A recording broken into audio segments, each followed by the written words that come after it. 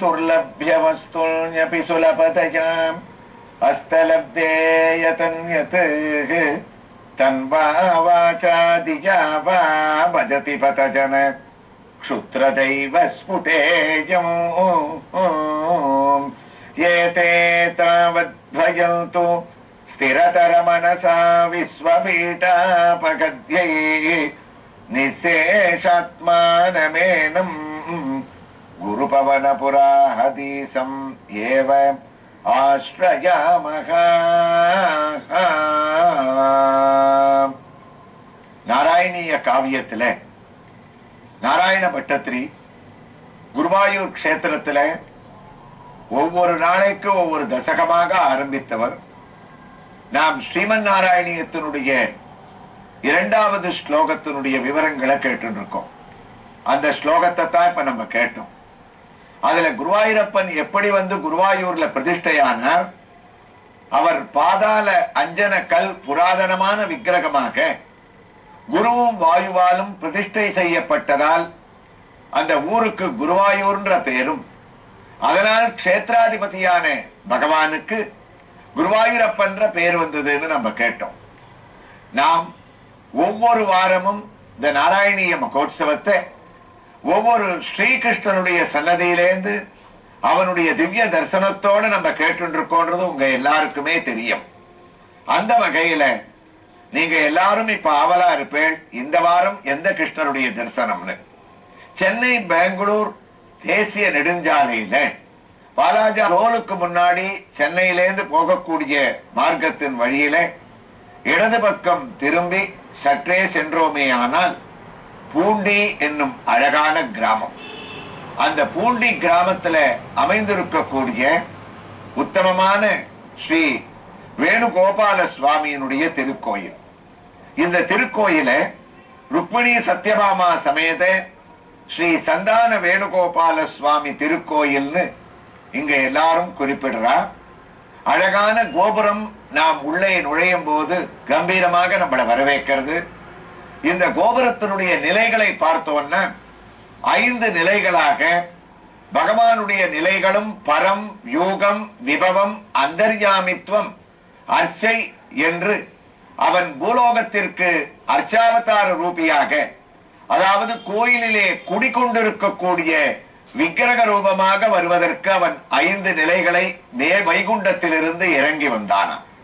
அந்த 5 நிலைகளோடு இருக்கக்கூடிய கோபுரத்தை நாம் தரிசித்து சற்றே மேல் நோக்கினோமே ஆனால் அழகான 7 கலசங்கள் இந்த கோபுரத்திலே பதிக்கப்பட்டிருக்கின்றன.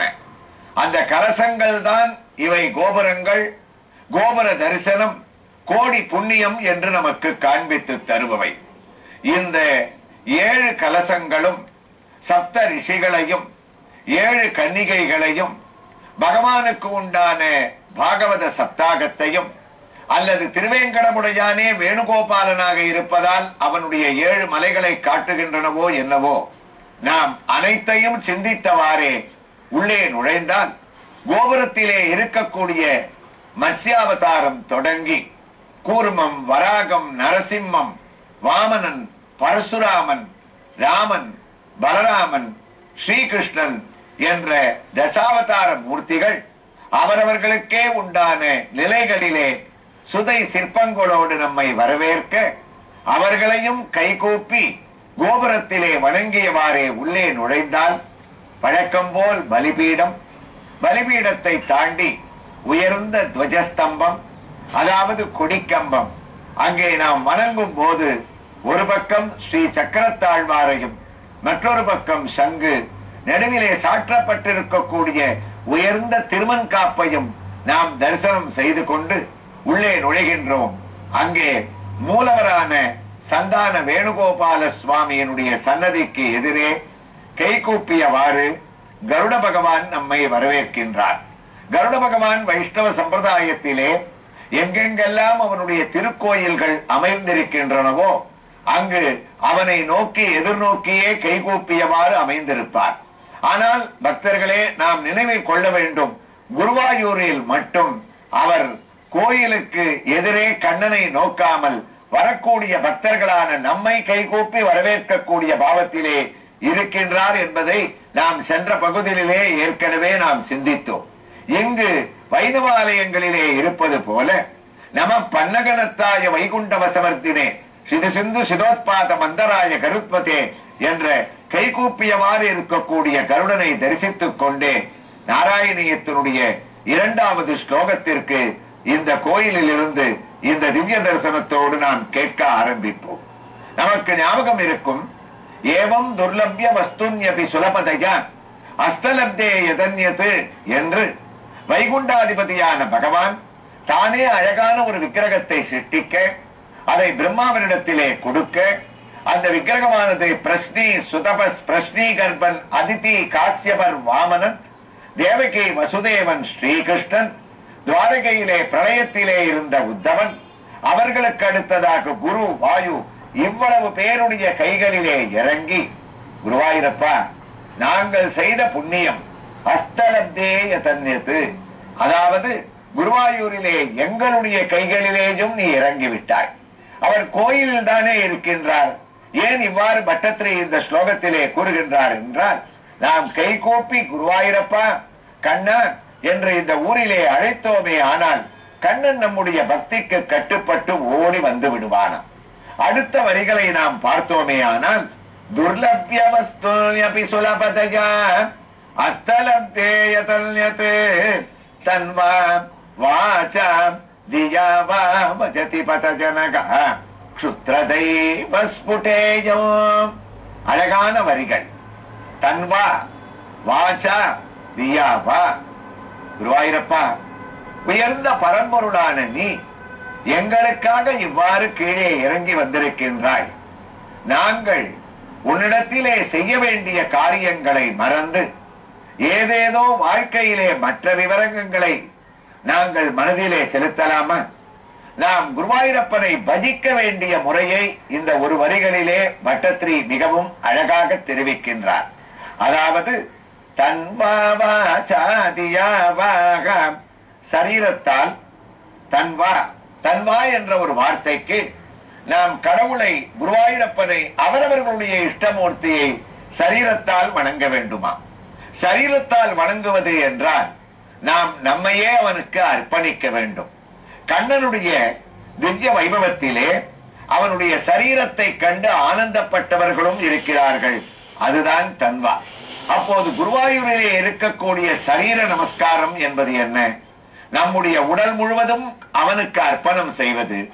மற்றொன்று, இந்த திருக்கோயிலிலே இருக்கக்கூடிய சயன பிரதர்ஷனம், அதாவது அங்க பிரதட்சணம் என்று சொல்லக்கூடிய ஒரு வைபவமானது சரீரத்தால் நாம் அவனுக்கு அர்ப்பணிக்கக்கூடிய பூஜையாம். அது என்ன அங்க பிரதட்சணம்? திருமலையிலே திருப்பதி ஸ்ரீனிவாசனிடத்திலே அந்த வைபவமானது உண்டு. அதே போன்று இங்கு குருவாயூரிலே பக்கத்திலே இருக்கக்கூடிய அந்த திருக்குளத்திலே நாம் ஸ்நானம் செய்துவிட்டு அந்த ஈர துணியுடன் அவனுடைய கொடிக்கம்பத்திலே படுத்துக்கொண்டு நமஸ்கரித்து எழுந்திருக்காமல் அந்த நமஸ்கரித்த பாவத்திலேயே கண்ணா கண்ணா குருவாயூரப்பா என்று அவனுடைய பிராகாரங்களை சரீரத்தால் நம்முடைய அங்கத்தால் அவனுடைய திருநாமத்தை தியானித்துக் கொண்டே பெரிய மலம் வருவோமே, அதற்கு அங்க பிரதட்சிணம் என்று பெயர். நம்முடைய அங்கங்கள் அனைத்தும் தரையிலே படும்படியாக நாம் பிரதட்சணம் செய்வது என்பது அங்க பிரதட்சிணம். குருவாயூரிலே இந்த அங்க பிரதட்சணத்தை இந்த சமயத்தில் தான் செய்யலாம், அந்த சமயத்தில் செய்யக்கூடாது என்ற வழிமுறையே கிடையாது. திருமலை கஷேத்திரத்திலே காலை 3 முதல் 3:30 மணிக்குள் தான் அங்க பிரதட்சணத்தை செய்ய வேண்டும். அதற்குள் முடிக்காவிட்டால் மற்ற நேரங்களிலே அங்க அனுமதி கிடையாது. இங்கு குருவாயூரிலோ கண்ணன் எப்போதும் நம்முடைய அங்க பிரதட்சணத்தை ஏற்றுக்கொள்வதற்காக காத்துக் கொண்டிருக்கிறானாம்.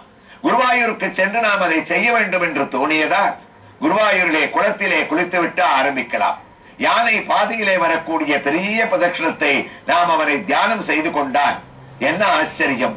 உணர்வு பூர்வமாக வருவதற்கு தெரியும். பட்டத்திரி கூறுகின்றார், ஒருமுறை நாங்கள் படுத்து விட்டால் போதும், குருவாயூரப்பா நாங்களா அங்க பிரதட்சணம் செய்கிறோம், கண்ணா கண்ணா என்று உன்னை அழைக்கக்கூடிய திருநாமமானது நீ அல்லவோ வந்து எங்களை அந்த அங்க பிரதட்சணம் செய்யக்கூடிய பாதையிலே உருட்டி விடக்கூடிய ஒரு உத்தமமான உணர்வானது எங்களுக்கு ஏற்படுகின்றது.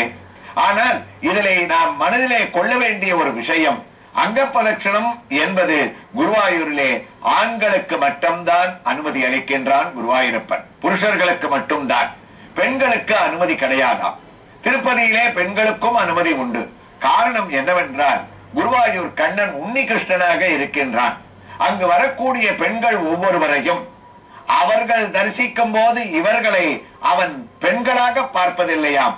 ஒவ்வொருவரையும் யசோதையாக பார்க்கின்றான், தேவகியாக பார்க்கின்றான். அதனால் அந்த தன்னுடைய தாயாரான தேவகியும் யசோதையும் அவர்கள் தாய்பாவத்திலே இருப்பவர்கள் தனக்காக தன்னுடைய அங்கத்தை வருத்தி கொண்டு அவர்கள் உருண்டு உருண்டு பிரதட்சணம் செய்வதை கண்ணன் விரும்பவில்லையா, அந்த தாய்ப்பாசம். அதனால் இந்த யசோதையை முன்னிட்டு இந்த திருக்கோயிலிலே இருக்கக்கூடிய விசேஷமான தரிசனத்தை பின்னால் வரக்கூடிய பகுதியிலே நாம் பார்க்க இருக்கின்றோம். அதுபோன்று தாய்பாவத்திலே அவன் பெண்களை அனுமதிப்பதில்லை. அந்த அங்க பிரதட்சணத்தை தான் பட்டத்திரி குறிப்பிடுகின்றார். தன்வா நாம் சரீரத்தால் அவனுக்கு செய்ய வேண்டிய அர்ப்பணங்களை செய்யலாம். சரீரத்தால் அவனை தரிசனம் செய்தவர்கள் வசுதேவர், தேவகி அவன் அவதரித்தவுடன், நந்தகோபர், யசோதை, கோபிகைகள், குச்சேலன், பஞ்ச பாண்டவர்கள், திரௌபதி, அக்ரூரர் அனைவரும் தன்வா இந்த ஒரு வரியிலேயே குருவாயூரப்பனுக்கு இவ்வளவு பக்தர்களையும் தாயார் தகப்பனாரையும் தான் எழுதக்கூடிய பட்டத்திரி மண்டபத்திலே உட்கார்ந்து கொண்டு பட்டத்திரி ஞாபகப்படுத்துகிறாராம்.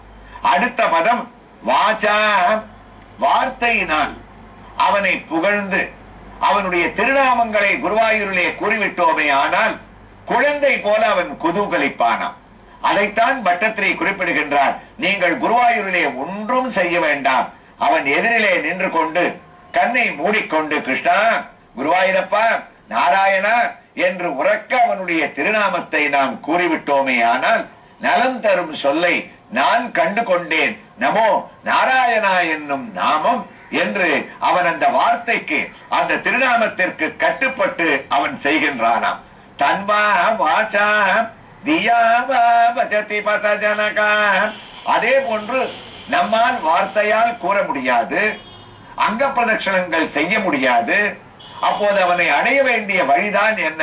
தியாவா, மனதினால் நினைத்துக் கொண்டாலும் குருவாயூரப்பன் ஓடி வந்து அருள் செய்வானாம். மனத்தினால் நினைத்துக் கொள்வது எப்படி? நாம் நலம் தரும் நாராயணியத்தை வீட்டில் இருந்தவாறே பக்தியுடன் கேட்டுக்கொண்டு அங்கு அமர்ந்து கொண்டே கண்ணை மூடிக்கொண்டு குருவாயூர் சூழ்நிலையை நாம் இவ்வளவு பகுதிகளிலே கேட்ட வைபவத்தை தியானம் செய்து கொண்டு நாம் குளத்தில் குளிப்பது போலவும் உள்ளே நுழைவது போலவும் அவனை தரிசிப்பது போலவும் கண்ணா என்று அழைப்பது போலவும் மனதினால் ஒரு நிமிடம் நாம் தியானம் செய்து கொண்டால் கூட ஓடி வந்து குருவாயூரில் இருந்து நம்முடைய வீட்டிலே மடியிலே அமர்ந்து விடுவானாம். அதைத்தான் பட்டத்திரி கூறுகின்றார். தன்வா வாசா தியாவா பஜதி பதஜனகா க்ஷுத்ரதைவ ஸ்புடேஜம். இவ்வாறு திரிகரண சுத்தியோடு நாம் குருவாயூரப்பனை தியானிக்க வேண்டும் என்று கூறிய பட்டத்திரி அவனை பஜிக்க வேண்டிய முறைகளை அடுத்த பகுதியிலே நாம் அவர் என்ன கூறினார் என்று நாளை இதே வேணுகோபால சுவாமியினுடைய தரிசனத்தோடு இந்த பூண்டி கிராமத்தில் இருக்கக்கூடிய திருக்கோயிலில் இருந்து நாம் கேட்போமா?